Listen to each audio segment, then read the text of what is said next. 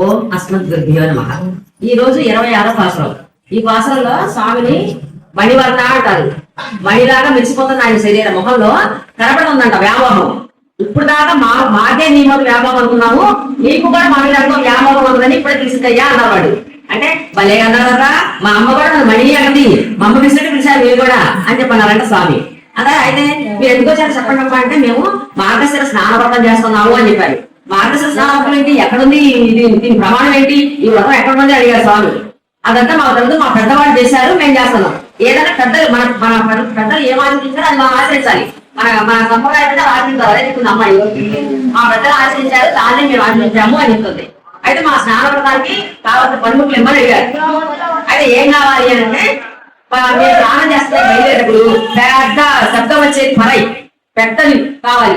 పొట్ట పెద్దగా ఉంటే మాత పెద్దగా వస్తుందట, అంత పెద్దది కావాలి మాకు. ఇక్కడ వాంచితే 3 మొత్తం వినపడాలి, అలాంటి పరై కావాలి మాకు. తర్వాత మీ పాంచజన్య శంఖం ఉంది కదా, ఆ శంఖం లాంటి శంఖాలు మాకందరికీ కావాలి. ఆ తర్వాత మేము మంగళకర స్నానం చేస్తున్నాం కాబట్టి మంగళాలు వాడేవాళ్ళు కావాలి.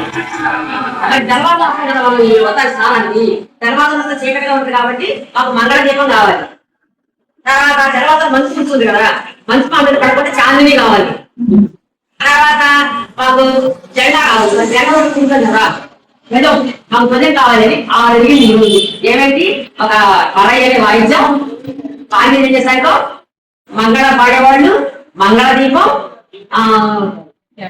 శంఖం, జెండా. అవి 6 ఈ రోజు అడిగినాడు అమ్మ స్వామిని. అడిగితే ఏంటదా ఇంత పెద్ద కోరికలు కొడుతున్నారు, ఆ పాంచజన్య శంఖం ఒకటే ఉంటుంది నా దగ్గర, అందరికి ఎన్ని వస్తాయి, ఎట్లా వస్తాయి, ఇది అయ్యే పని కాదు అన్నారు స్వామి.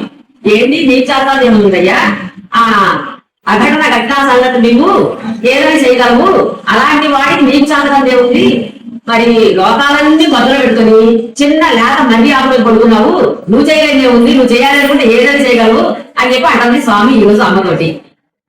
ఈ రోజు నామం ఆలి నిలయాయ్. ఈ నామాన్ని మట్టి రేపు కోసం నామం ఇచ్చినాక ఏ పని చేస్తున్నా మనం చేసుకుంటూ ఉంటాం. జై శ్రీమన్నారాయణ.